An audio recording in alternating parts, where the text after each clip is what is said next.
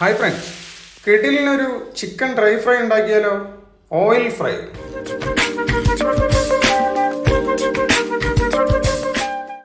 അപ്പോൾ നമുക്ക് എളുപ്പത്തിൽ ഉണ്ടാക്കാം. കുറച്ച് ഇഞ്ചി നല്ല ചെറുതായിട്ട് ഇങ്ങനെ അരിഞ്ഞ് ഒരു മിക്സി ജാറിലേക്ക് ചേർത്ത് 2-3 ചെറിയ ഉള്ളി, ഒരു 5-6 വെളുത്തുള്ളി അത് ചേർക്കുക. അത് കഴിഞ്ഞിട്ട് നമുക്ക് ആവശ്യത്തിന് ഒരു 1-1.5 സ്പൂൺ മുളക് പൊടി ചേർക്കണം. അതിലേക്ക് കുറച്ച് മഞ്ഞൾപ്പൊടിയും കൂടെ അതിലേക്ക് ചേർക്കുക.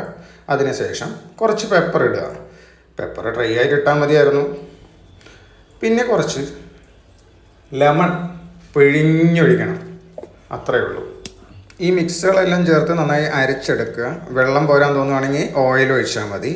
എന്നിട്ട് അരച്ചെടുത്തതിന് ശേഷം നമ്മുടെ നല്ല ചിക്കൻ പീസ് ഇങ്ങനെ വരഞ്ഞ് വെച്ചിരിക്കുന്ന ചിക്കൻ പീസിലേക്ക് ആ മസാലക്കൂട്ടുകൾ നന്നായി തേച്ച് പിടിപ്പിച്ച് ഒരു 10-15 മിനിറ്റ് ഫ്രീസറിൽ വെച്ചാൽ നല്ലതായിരിക്കും. അല്ലെങ്കിൽ വെളിയിൽ വെക്കുകയാണെങ്കിൽ ഒരു 1 മണിക്കൂറൊക്കെ വെക്കുക. അത് കഴിഞ്ഞിട്ട് നമുക്ക് ഇവനെ പൊരിച്ചെടുക്കാം. കുറച്ച് വെളിച്ചെണ്ണ ഒഴിച്ചാൽ മതി. വെളിച്ചെണ്ണ ഒഴിച്ചാൽ അതിൻ്റെ ടേസ്റ്റ് വേറെയാണ്. ഇനിയിപ്പോൾ വേറെ ഓയിൽ ഉപയോഗിക്കുന്നവരാണെങ്കിൽ വേറെ ഓയിൽ ഉപയോഗിക്കാം. ഒഴിച്ചിട്ട് നന്നായി ചൂടായ ശേഷം എണ്ണ നന്നായി ചൂടായ ശേഷം നമ്മുടെ പീസുകൾ എടുത്ത് വയ്ക്കുക. നമ്മുടെ ബാക്കി മസാല ഉണ്ടെങ്കിൽ അതിൻ്റെ മേലേക്ക് ഒട്ടിച്ചു കൊടുക്കുക. അതിനും വേറൊരു ടേസ്റ്റാണ്. കുറച്ച് കറിവേപ്പിലയും പച്ചമുളകും അതിൻ്റെ ഒരു സ്റ്റൈലും അതിൻ്റെ ഒരു രുചിയും മണവും ഒക്കെ ഒന്ന് വേറെ ആവും. അപ്പോൾ അത് കഴിഞ്ഞ് നമ്മൾ ഒരു 5 മിനിറ്റ് കഴിയുമ്പം വീണ്ടും മറിച്ചിടുക, തിരിച്ചിടുക.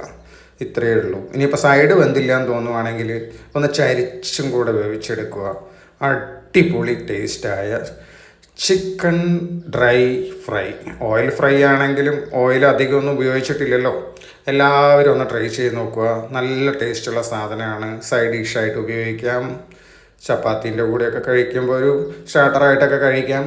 നല്ല ടേസ്റ്റ് ഇല്ലേ? ചിക്കൻ ഇഷ്ടമില്ലാത്ത ആരാ ഉള്ളത്? അതും ലെഗ് പീസ് ആകുമ്പോൾ വേറൊരു സ്റ്റൈലാണ്. Thank you.